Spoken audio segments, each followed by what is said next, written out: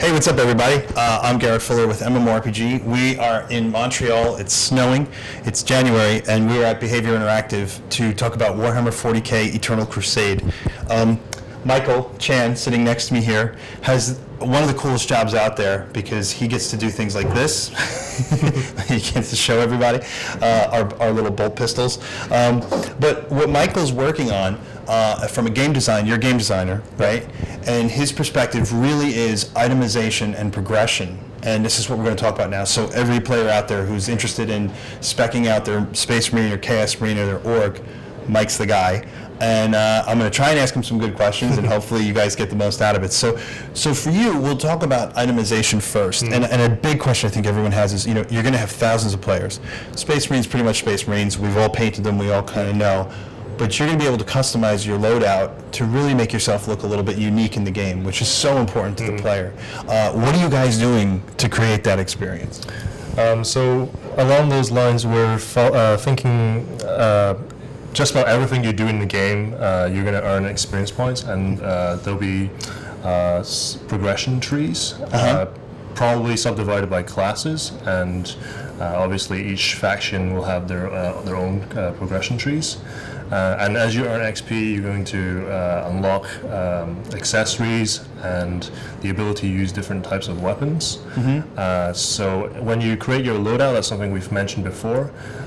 You get to choose what kind of weapons you want in it. You get to choose what kind of accessories, consumables, and tools.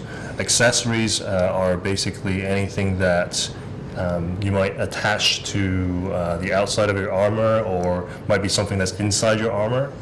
We're getting the help of writers to come up with a lot of what those might be, because I can conceivably, I can see that a lot of those might not be mentioned in lore. So we have Anthony Reynolds, who's helping us come up with things that make sense in the universe. So everything there will come under a points cost system, points buy system, just because you want something similar to the like army list building process. So anything that's an accessory, when you earn it for the progression tree, you'll keep it forever. You don't actually ever trade that. But all the other components like consumables, weapons, you can trade those. We want to have, even within the same faction, we want to embellish. Like when you, as a Space Wolf, look at your progression tree, there will be elements that you don't see as a different, if you're a player from a different chapter, so we want people to be able to create their own identities and look different from each other. No, I think that was, you caught me when you said you want your Space Wolf to look differently, and as a Space Wolf player, I'm excited by that alone. We want players in the same chapter to have options to look differently. Sure. And one of the main important things about accessories is that we want the powerful ones to be visually obvious. Right. So if even before I fight you and I see you coming and you've got some major accessories that change your stats or give you some special properties, right, you should be able to tell before we start trading blows. Right. I think that's cool. Especially in terms of when you're dealing with so much technology. But you have like plasma cannons and laser cannons, and those are the types of things on a battlefield. I'm going to see that and go, that's the guy we want to take out.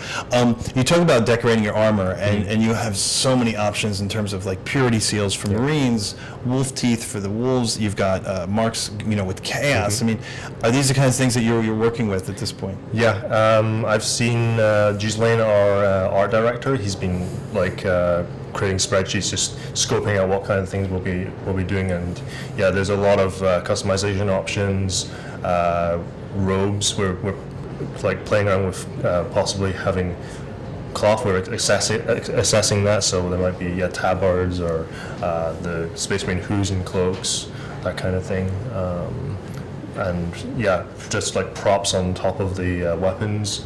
We're not exactly sure how that will be delivered, whether that will be attached on the item itself, or if it's something like you can put on top of. But no matter what, you shouldn't be able to have change the visual of a weapon so that it no longer represents what it can do, so it should still sort of accurately communicate what the weapon will do.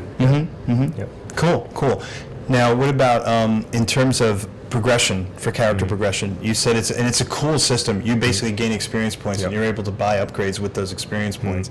How did you come? That's a great system, man, because it just opens the doors for players to really enjoy and actually feel like instead of just dinging a level, they're actually using the XP that they Each get. unlock costs XP. Right. And so I think that's a really neat system, and that's workable into everything, right? You talk about with the items, the armor, and things like that. Yep. Cool. We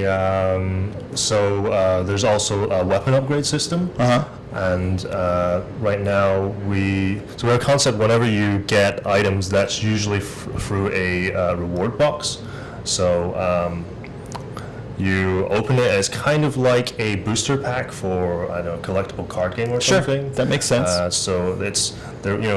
There's some expectation of what kind of things will be in there. Like maybe there's at least one weapon or something, but exactly what it is random. Right. And there'll be different qualities of these. So if you do hard content, you might get a better reward box.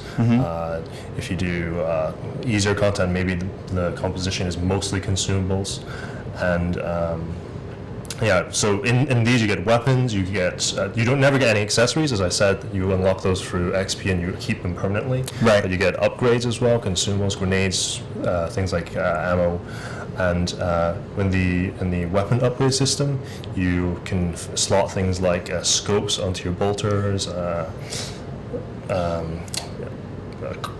some kind of magnetic coil for a plasma gun. Basically, we're going to look into the lore for all the weapons and try and break them down into little parts.